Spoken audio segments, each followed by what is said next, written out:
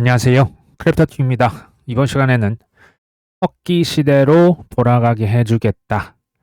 제 개인적인 의견으로는 지금은 아닐 것 같습니다. 근데 나중에는 올 수도 있습니다. 무슨 내용인지 살펴보시죠. 어, 2주간 휴전을 했다. 라고 하는데 좀 애매한 구석이 실은 있어요. 근데 지금 먼저 긍정적으로 한번 보자면 트럼프 행정부에서 지금 이란 전쟁 관련 예산을 대폭 좀 줄일 것이다. 이런 보도가 하나 나왔었고요. 정전에 대해서 합의를 했는데 그래서 첫 번째 이제 호르무즈 해협을 통과하는 배가 하나가 이제 나왔습니다. 그리스 국적이라고도 하고요. 그러니까 하나씩 이제 지나가곤 있지만 여전히 유조선 426척, LPG 운반선 34척 등등 수백 척의 선박이 사실 좀 발이 묶여 있다 이렇게 보시면 됩니다. 제가 정말 저도 코인 투자 좀 나름 오래 했다고 생각을 했는데 최근에 난이도 그러니까 소음이 예전에 그냥 이제 코인 이거 하나만 신경 썼다면 어마어마한 소음이 정말 난무합니다. 투자 난이도 굉장히 많이 어려워졌다라고 보고요. 한 번도 전에는 보지 못했던 위기가 연속으로 실은 찾아온다라고도 생각이 됩니다. 2주간의 정전이 되는 듯도 싶었지만 JD 벤스 부통령이 사실 JD 벤스는 아시다시피 애초부터 전쟁을 반대했던 사람입니다. 그냥 아주 쉽게 얘기 드리면 온건파라고 보시면 되겠죠. 지금 부통령이 직접 지금 협의에 이미 그 며칠 전부터 이제 투입이 돼서 이제 핵심 어떻게 보면 그 조율을 하고 있거든요. 근데 JD 벤스 부통령조차도 이란이 성실하게 협상에 임하지 않거나 합의를 위반할 경우 그에 상응하는 대가를 치르게 될 것이라 좀 경고를 한 겁니다. 트럼프 대통령 그 인내심이 이미 바닥났다. 지금 성의 있게 자꾸 이렇게 조롱하고 너희들 진짜 이러면 트럼프 대통령이 진짜 만만한 그런 상대는 아니라는 것을 깨닫게 될 것이다. 지금 온건파도 이게 이제 사실이라면 협상이 잘 안 되고 있다라고 저는 일단은 읽혀집니다. 그리고 호르무즈 해협 통과가 언제는 완전히 개방하겠다. 그 통행료도 안 받겠다라고 하더니 이제는 그러니까 이게 또 허가 없이 통과를 시도하는 선박은 또 파괴될 것이다. 그러니까 이게 어려운 거예요. 이렇다는 거야, 저렇다는 거야. 기아 아니아가 지금 굉장히 지금 애매한 거예요. 그냥 어제 다르고 오늘 다르고 2시간 전 다르고 오전 다르고 오후 다른 겁니다.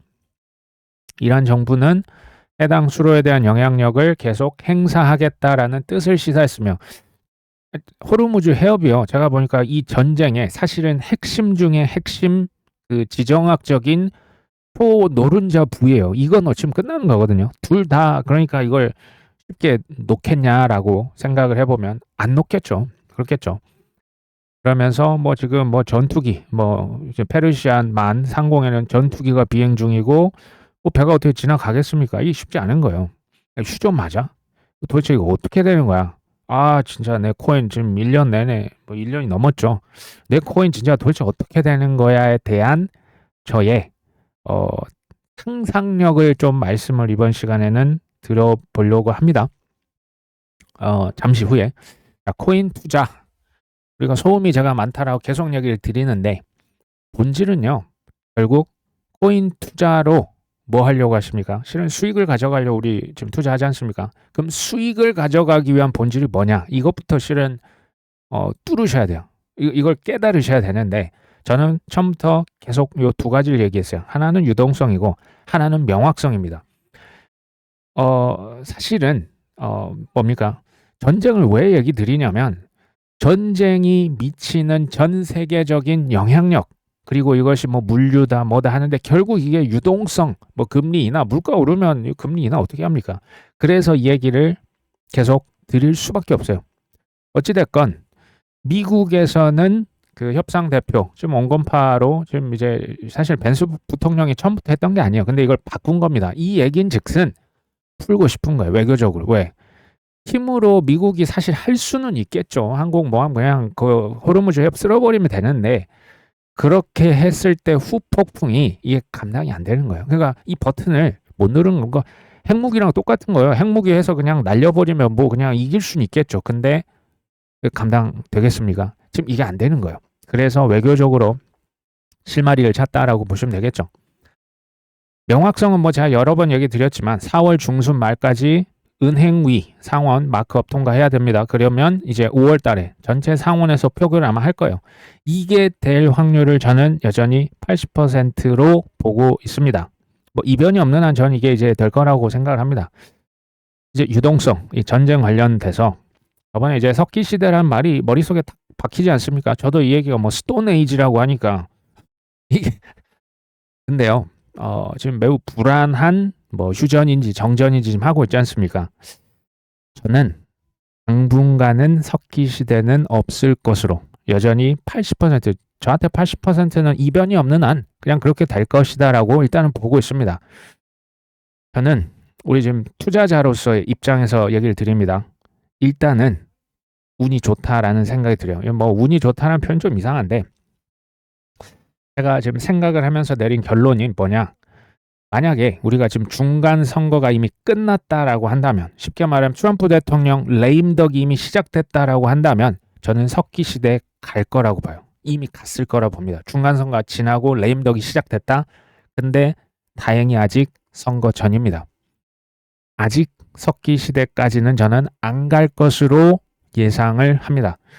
또 이제 그 우리 구독자님들이 예리하게 항상 이렇게 좀 지적해 주시는 부분들이 있습니다. 제가 무조건 맞고 저 동생이 맞고 이런 게 아니에요. 오해가 없으셨으면 좋겠는데 저는 일단 작년에 뭐 이제 뭐 뉴욕 시장이야 그렇다 치지만 뭐 마이애미 같은 곳 원래 공화당 텃밭이거든요. 이런 데서 공화당이 졌어요. 올해 중간 선거에서 제가 생각했을 때 공화당이 하원은 물론이고 상원도 다수당을 절 뺏길 확률이 전 높다라고 보고 있습니다. 지금 텃밭에서 지는데 어떻게 이기겠습니까? 현재 그렇습니다. 현재 공화당과 트럼프 대통령이 아시다시피 매우 불리해요.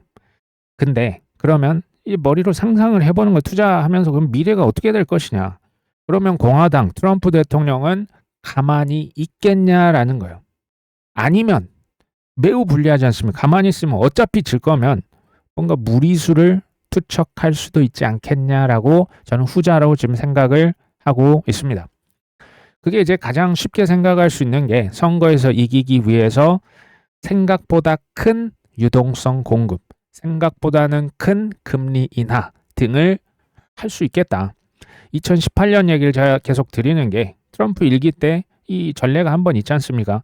2018년에도 중간 선거가 있었기 때문에 뭐 감세하고 돈 많이 나눠주면서 3월 달부터 9월 말까지 해서 미국의 주식 시장을 많이 상승을 실제로 시켰습니다. 꾸준히 올라갔어요. 3, 4, 5, 6, 7, 8, 9월.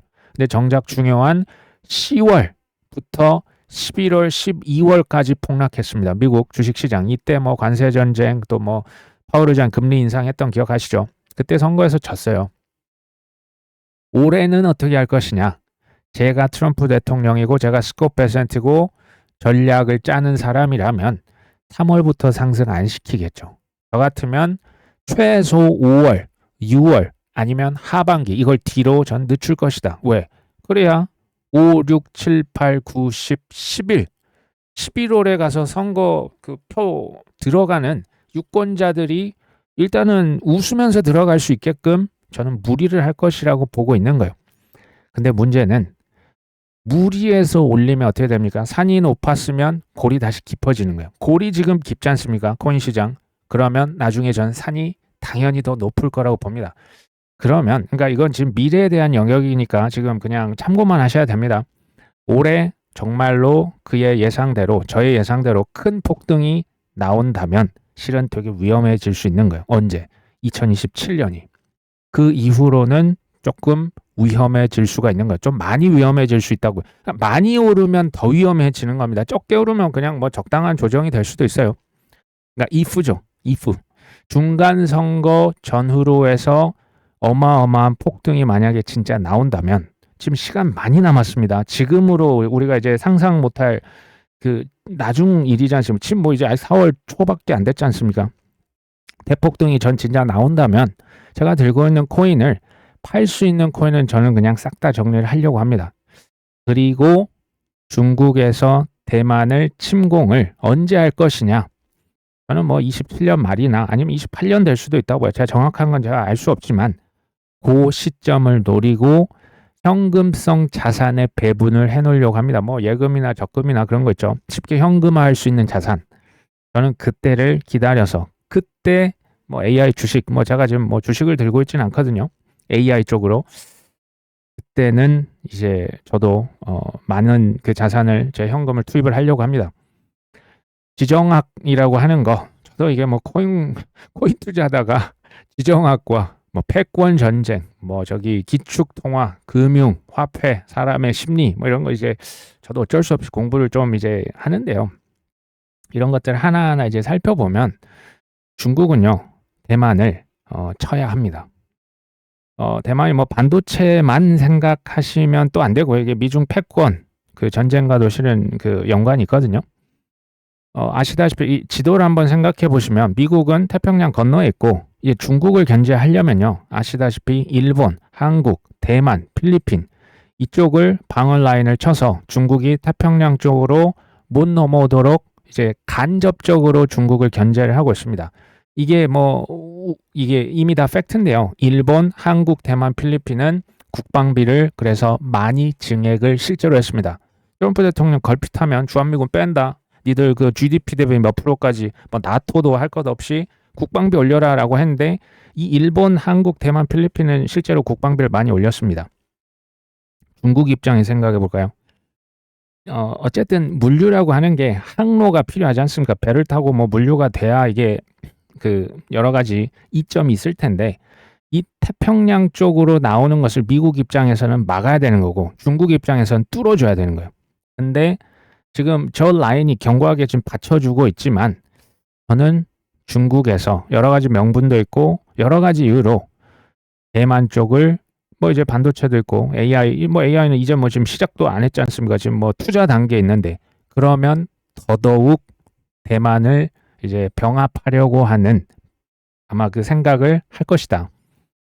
그리고요, 역사적으로도 저 동서고금을 막론하고 나라가 큰 위기에 빠졌으면 뭐 그게 뭐가 됐든 뭐 스캔들이 됐건 아니면 뭐 사치가 됐건 뭐 경제적으로 어려우면 지도자들이 전쟁을 일으키는 경향이 있었습니다. 중국이요, 사실은 뭐 그 민주주의 국가가 실은 아니잖아요. 저는 한국으로 치면 IMF, 일본으로 치면 잃어버린 20년, 30년이 중국에 이미 몇 년 전에 왔습니다. 뭐 저 부동산 뭐 옛날 헝다부터 해가지고, 근데 왜 요즘 조용합니까? 중국은 뭐 일단 그 공산 체제지 않습니까? 언론 억제하고요. 근데 내부 사정을 보완, 뭐 청년 그 실업률 엄청 났는데 어느 순간 발표 자체를 안 해버립니다. 그러니까 이런 식으로 이제 틀어막고 있는데 중국의 상황이 매우 안 좋아요. 안 좋습니다. 여러 가지 이유로 이쪽을 아마 치겠구나. 물론 그게 언제인지는 저는 정확히 알 수는 없습니다.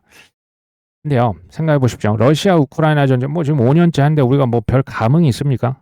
미국이 이란하는 거, 뭐 저 이스라엘 서로 뭐 주고받는 거, 솔직히 우리 입장에서는 멀리서 주고받는 거지 않습니까? 근데요, 중국이 정말 대만과 큰 이제 전쟁이 진짜 터지면 제가 볼 때 특히 한국, 일본 이쪽, 이 아시아 쪽은 우리가 전에 경험하지 못했던 공포가 찾아올 수 전 있다고 봅니다. 근데 반대로 생각하면 그때 평소에 사고 싶었던 코인, 평소에 사고 싶었던 주식, 인생 기회가 저는 그때 펼쳐질 수 있다라고 생각을 합니다. 그 전에 매우 큰 폭등이 저는 먼저 올 것이라고 예상을 하고 있는 거죠. 지금 당장 석기 시대가 올 수가 없다라고 이제 생각을 하는 거죠. 미국의 주식이나 이제 우리가 투자하고 있는 코인 자산, 크립토 자산은 올 하반기 가속화가 될 것이다. 뭐 제가 계속 얘기를 드렸기 때문에 유동성과 명확성이 이게 서로 제가 플러스가 아니고 제가 곱하기로 표시를 했지 않습니까?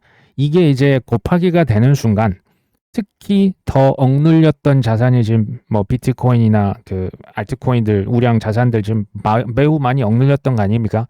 많이 억눌리고 길게 조정을 받을수록 이거는 더 누르면 터져서 더 올라갈 거라고 사실 저는 봅니다. 제가 연준 얘기를 한번 드려보려고 합니다. 유동성 관련해서 미 연준에요. 원래는 전통적인 관료, 전통적인 연준 의장, 이사들이 뭐라고 생각하냐면 지금 물가가 높잖아요. 그러니까 금리를 높여서 물가를 잡자. 이게 기본적인 지난 수십 년간의 미 연준의 사고 체계입니다.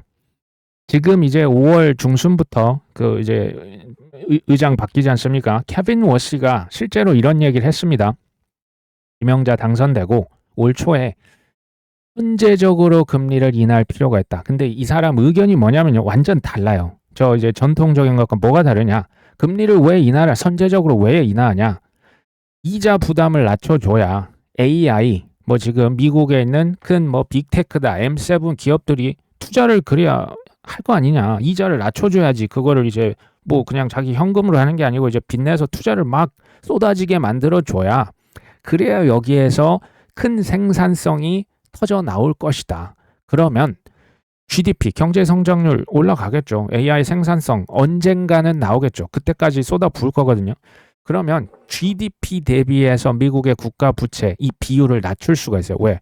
분모가 경제 성장률이지 않습니까? GDP를 늘려버리면 부채야 원래 이제 딱 그 물론 이것도 늘어나겠지만 GDP를 확 분모를 늘리면 비율이 낮아지겠죠.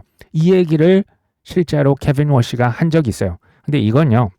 트럼프 행정부의 견해와 정확히 일치합니다. 제가 관세도 작년부터 제 뭐 오후반 선생님 같이 얘기 드렸지 않습니까? 당초부터 그 뭐 관세 폭탄 뭐 100%, 뭐 150%, 120% 했을 때도 15%에서 20% 사이로 대부분 결정이 될 것이다라고 그때나 지금이나 똑같이 얘기 드리는 거예요. 케빈 워시가 지금 저대로 저는 할 것이라고 생각을 합니다. 선제 금리 인하를 할 수 있다는 얘기입니다. 뭐 금리 인하 말고도요. 선거 전에 저기 뭐 신생아들 돈 싸주고 세금은 뭐 그 뭡니까 이제 환급해주고 뭐 지원금 뭐 살포하겠다. 지금 뭐 그 얘기는 많이 나오고 있죠. 이거 이제 결국 하나씩 그 실천을 하겠죠. 은행 규제 완화 이게 이제 대출이 늘어나면서 실제 풀린 돈보다 더 많은 돈이 시중에 돌아다닐 수 있게 되는. 그러니까 2008년 같은 느낌이 저는 이제부터 그 이제 판이 짜졌다. 그리고 스테이블 코인 아시죠? 우리는 보통 이제 M2 화폐량에만 보통 초점을 맞춰요. 과거에 실제 그렇게 했는데 이번에는 뭐 화폐량도 늘리겠지만 그것보다 더 이제 혁신적인 방법은 스테이블 코인. 유통 속도가 엄청나게 빨라지면 GDP 사고팔고 뭐 샀다 팔았다 이제 거래라고 하는 게 훨씬 더 자주 일어나죠. 이게 다 GDP 경제 활동으로 찍히는 거 아닙니까? GDP가 늘어나고 유동성이 늘어나면 실은 위험 선호 현상이 커질 수밖에 없는 겁니다. 그렇죠? 문제는 폭등까지는 좋겠죠. 뭐 폭등하면 좋은데 그 이후에 감당이 어려운 후폭풍이 저는 올 것이라고 일단은 예측을 하고 있습니다. 그러니까 계속 이제 이프입니다. 뭐 제가 뭐 그 미래를 정확히 알 수 있는 건 아니니까 11월 전후로 해서 어쨌든 대폭등이 제가 예상한 대로 만약 나온다면 일단 다 팝니다. 일단 저는 다 팔 것으로 뭐 제 계획입니다. 그리고 바로 뭐 물을 탄달지 아니면 뭐 AI 주식 뭐 부동산을 사기보다는 뭐 부동산 뭐 집이 필요하면 사는 것까지는 좋은데 한 채 뭐 필요한 그거는 이제 필요하니까. 근데 그 외에 현금 같은 경우는 불황을 철저히 대비해서 저는 일단 조금 대기를 할 거라고 일단 계획을 잡고 있습니다. 그리고요, 그 역사적으로 그 패권 국가들, 과거에 이제 기축통화 국가, 지금 뭐 미국이지만 그 전에 영국, 그 전에 프랑스, 그 전에 뭐 네덜란드, 스페인, 포르투갈 있잖아요. 이 패권 국가들이요, 나라가 이제 그 거의 망해갔을 때 나오는 이제 증상들 중에 하나가 실은 있거든요. 그때 이제 국가 빚이 너무 많아요. 근데 그 국가 빚을 뭐 세금을 걷어가지고 다 갚았냐? 하나도 없어요. 하나도 없습니다. 뭐 따박따박 빚을 뭐 우리가 은행 이자 갚으면서 뭐 30년 모기지 금리 갚듯이 안 갚아요. 그럼 이들은 어떻게 했냐? 국가의 빚을 갚지 않고 그 빚을 녹였습니다. 빚을 녹였다라는 표현, 빚을 희석시켰다라는 얘기는 아시다시피 기축통화 국가여서 얼마나 이제 그 든든했겠습니까? 근데 인간의 탐욕으로 인해서 그걸 남발하는 거, 많이 찍는 거예요. 그러면서 로마 제국도 무너졌고, 뭐 중국의 은 뭐 왕조입니까? 결국 다 그런 식으로 제국의 마지막이 이렇게 망했어요. 돈을 많이 찍었어요. 돈을 많이 찍었죠. 그러면 당연히 인플레이션이라고 하는 게 일어나겠죠. 인플레이션, 물가가 올라간다. 그러니까 돈을 찍으면 그래도 돈이 막 많이 돌 거 아닙니까? 그럼 경제 성장률도 실은 올라갑니다. 그리고 이제 AI도 이걸 받쳐줄 거예요. 이런 식의 그 빚을 녹이는 게 저는 한번 나올 수 있다라고 보네요. 지금 미국 얘기를 하는 겁니다. 이 연준에서 명목 GDP, 그러니까 경제 성장률 대비해서 빚의 비율을 낮추겠다. 그러니까 경제 성장률은 AI를 통해서 돈을 찍어서 GDP를 올릴 수 있죠. 그 다음에 돈을 찍어서 빚. 원래 이제 1억이 빚이 있으면 1억 빚이 그대로인데 돈을 막 찍어버리면 그 1억의 빚이 나중에는 점점 떨어지는 게 빚이 희석될 수 있는 거죠. 느낌 아시겠습니까? 경제 성장률은 올리고 분모는 키우고 빚, 분자는 낮추는 거예요. 이거를 또 할 겁니다. 문제가 있죠. 이게 지금 왜 이렇게 제가 극단적인 얘기를 드리냐. 세계 2차 대전 이후에 미국의 GDP 대비해서 국가 부채가 106%였는데요. 지금 120%가 넘습니다. 그러니까 빚이 많아도 지금 너무 많아요. 이자도 감당을 못해요. 1조 달러가 지금 뭐 국방비보다 더 나가지 않습니까? 지금 미국입니다. 실은 이렇게 되면 가만히 있으면 그 패권 국가는 이제 역사의 뒤안길로 사라지고 역사의 뒤안길로 사라지면 그 국가는 다시 세계의 패권 국가가 될 수는 없어요.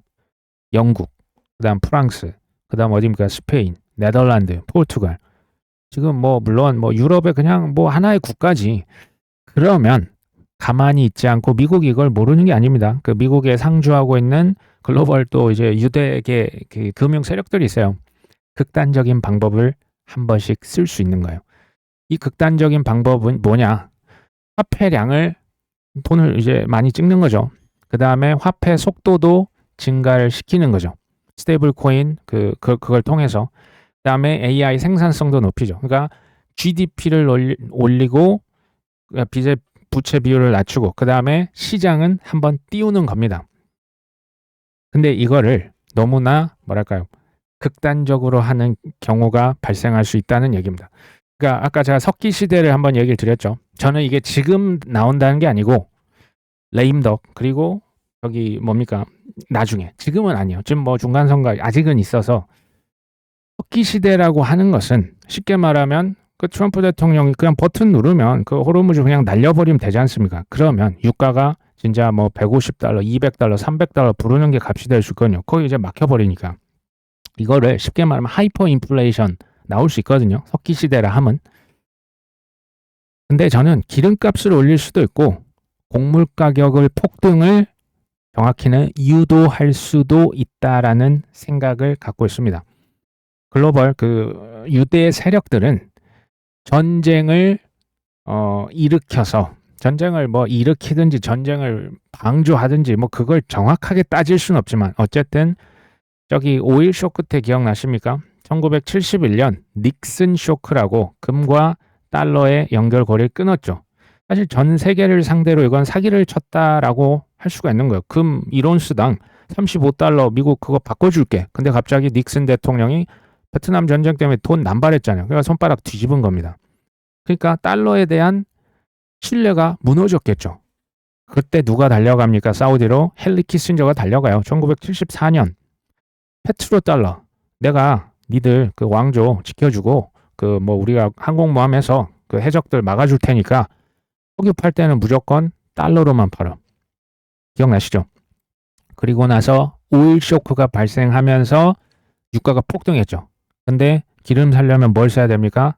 페트로 달러입니다. 이때 잃었던 달러의 위상이 전 세계 뭐 지금 우리가 지난 50년, 60년간 페트로 달러였지 않습니까? 근데 지금 또 달러가 또 위기에 처한 거예요. 이해되시죠? 파생 상품 시장, 그러니까 곡물 가격 같은 것도 뭐 빌 게이츠가 2020년부터입니까? 짐 로저스부터 해서 소위 깨어있는 뭐 친구들이 왜 이렇게 저는 그 미국의 농장을 다 사들이나 뭐 곡물 뭐 시장 뭐 이런 주식 엄청 투자를 해놓고 또 하나가 소형 원자력 발전소 이거 2020년도부터 엄청 사더라고요. 왜 그러나 싶은데 실제 저는 파생 그 상품 시장을 통해서도 곡물 가격 폭등을 시킬 수도 있다라고 생각을 합니다. 이걸 이제 왜 그러면 이런 일을 벌이냐? 심지어 뭐 돈 많이 지금 제가 얘기 드렸죠. 돈을 일단은 많이 찍어서 시장이 이제 펌핑이 일어날 수 있는 겁니다. 근데 문제는 너무 많이 찍은 거죠. 빚이 감당이 안 되는 거죠. 이러면 전쟁도 불사하는 거예요. 전쟁도 불사하면서 석유다, 사람이 먹고 사는 식품, 곡물 가격 이런 게 폭등하면 전쟁은 실은 더 자주 발생을 할 수밖에 없거든요. 근데 이런 일을 통해서 물가를 높여버리고 돈을 찍어버리기 때문에 기존에 가지고 있었던 빚이 녹아서 없어집니다. 이거를 저기 뭐 예전에 이제 팬데믹 때는 뭐 그레이트 리셋 한 번씩 판을 다시 짜죠. 부채 없애고 다시 찍자. 부채 막 쌓여있죠. 우리는 그게 안 되죠. 기축통화 들고 있는 친구들은 저게 실은 가능해요. 물론 위기에 처할 때는 그 판 자체를 아예 뒤집어서 처음부터 다시 시작합니다. 이럴 때 쉽게 말하면 IMF 사태가 발생할 수 있는 거예요. 우리나라 알짜 기업들 있죠. 헐값 됐지 않습니까? 그때 미국 그 유대계 자본이 우리나라 대기업 지금 그 엄청 많이 샀어요. 뭐 은행 같은 경우 거의 다 넘어갔고 이런 판들이 실은 한 번씩 짜지는 거겠죠. 상상력입니다. 그러니까 이걸 무조건 뭐 막 그냥 그 뭐 맹신하시기보다는 한번 생각을 스스로 해보시면 좋습니다. 과거에 오일 쇼크 있지 않습니까? 그때 석유 가격 엄청 올라도 뭐 석유 없으면 못 사니까 이때 오일 쇼크 이후에 페트로 달러 체제, 달러 패권이 굉장히 다시 강해졌어요. 저는 다음에 오일 쇼크가 지금 아닙니다. 언젠가 다시 나올 수 있다. 그 물가 폭등 시기가 된다면 저는 혹시입니다. 혹시 비트코인 디지털 달러를 통해서 요 두 개의 패깅이 되면 저기 이제 디지털 달러는 이제 일단은 스테이블 코인이겠죠. 디지털 달러, 비트코인 요거를 통해서 달러 패권을 더 연장을 시키려고 하는 것은 아닐까. 물가 폭등, 그러니까 돈 엄청 찍으면 달러는 이제 점점 달러는 가치를 잃어가겠죠. 그러면 비트코인은 상대적으로 가격이 훨씬 더 이제 그 가치가 높아질 수밖에 없는 거죠. 이것을 통해서 부채 문제를 해결하겠다. 실은 트럼프 대통령이 뭐 저기 신시아 루미스 의원 이거 지금 계속 그 법을 계속 그 발행을 하고 있거든요. 비트코인 액트라고 해서 전략 비축하겠다. 국가의 빚이라고 하는 것을 남들로 하여금 하게끔 하고 이게 스테이블 코인이죠. 스테이블 코인 찍으려면 미국의 단기 국채 사야 됩니다. 돈을 막 찍으면서 미국의 국가 부채는 녹여내고 그 다음에 달러 패권은 이제 스테이블 코인을 통해서 또 비트코인을 통해서 달러 패권을 조금 더 연장시켜 나갈 수 있는. 근데 이제 당분간이겠죠. 당분간. 그럼에도 불구하고 디지털 달러 이게 뭐 스테이블 코인이건 CBDC건 전 나중에 뭐 연준에서 CBDC 당연히 할 거라고 봅니다. 지금은 아닙니다. 좀 많이 시간이 지나야겠지만 그래도 달러에 대한 수명이 언젠가 다 하겠죠. 왜요? 세상에 패권국이 뭐 천년 만년 가던가요? 아니지 않습니까? 이미 달러가 수명이 거의 뭐 80년이 넘었거든요.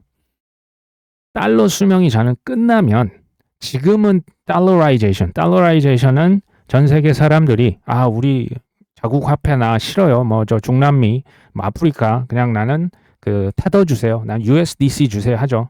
비트코인아이제이션 지금 전 세계에서 달러 원합니다. 그렇죠? 우리나라 여기 뭐 남대문, 동대문 이게 이제 통계 안 잡히기 때문에 추정을 하지만 해외에서 그 스테이블 코인 원하겠죠. 비트코인아이제이션이 지금 이루어지지만 아니죠. 달러라이제이션이 지금 이루어지고 있지만 나중에 비트코인이 기축 자산으로 심지어 기축 화폐로도 쓰일 수도 있지 않을까? 비트코인아이제이션. 이것을 실은 뭐 이게 몇 년 전입니까? 21년도인가? 그때부터 이미 뭐 보고서를 써서 그 이미 공시를 해놓은 기업이 피델리티예요. 2035년, 2038년 뭐 요 언제가 되면 비트코인 하나의 가격이 1억 달러가 될 것이다. 1억 달러는 1,500억입니다. 이게 뭘 의미하냐면요.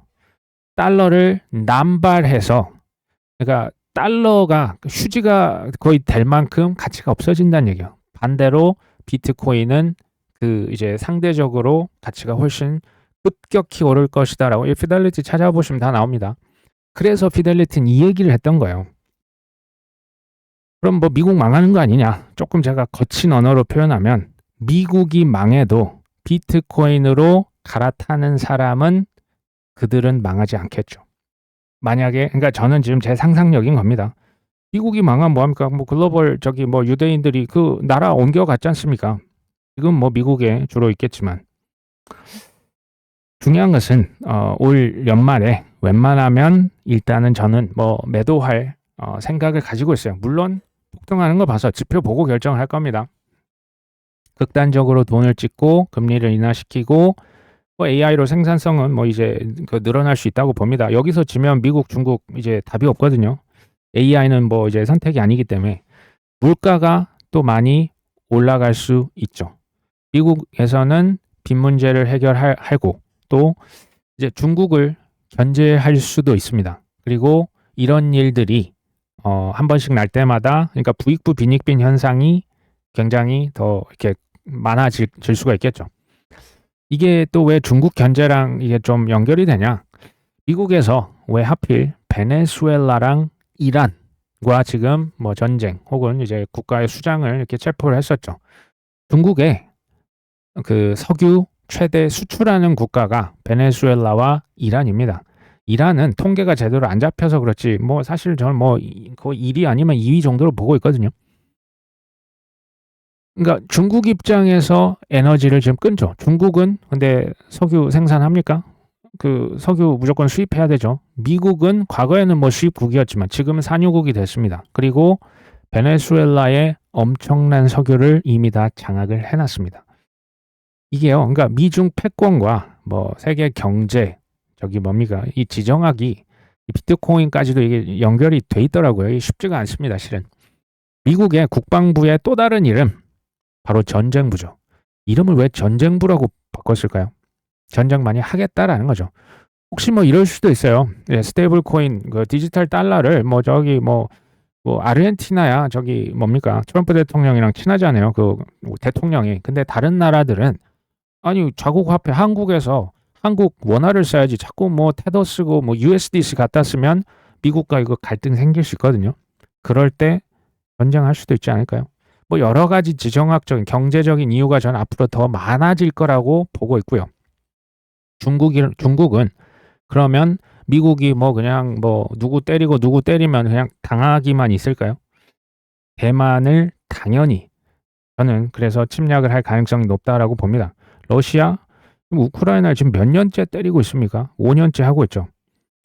지금 이런 느낌인 거예요. 지금 이제는 그 뭐 제국주의 뭐라고 합니까? 약육 강식의 세상이 이미 펼쳐진 겁니다. 결론은 뭐냐면요. 사실 이번 상승장이 너무 귀하고 매우 중요할 거라고 봅니다. 이번 기회를 놓치면 많이 힘들어질 수 있습니다. 놓치시면 안 돼요. 제가 나중에 뭐 지표를 보면서 이만하면 저는 뭐 나가겠습니다. 제가 뭐 나가겠습니다라고 하면 그 다음에 조금씩 분할하셔도 되시고 그렇죠? 그냥 뭐 얘기를 드릴 겁니다. 덧붙이면 저도 알트코인을 좋아합니다. 뭐 적지 않게 들고 있지만 비트코인도 꾸준히 모아 가셨으면 좋겠습니다. 오늘 방송은 여기까지 합니다. 끝까지 시청해 주셔서 감사합니다.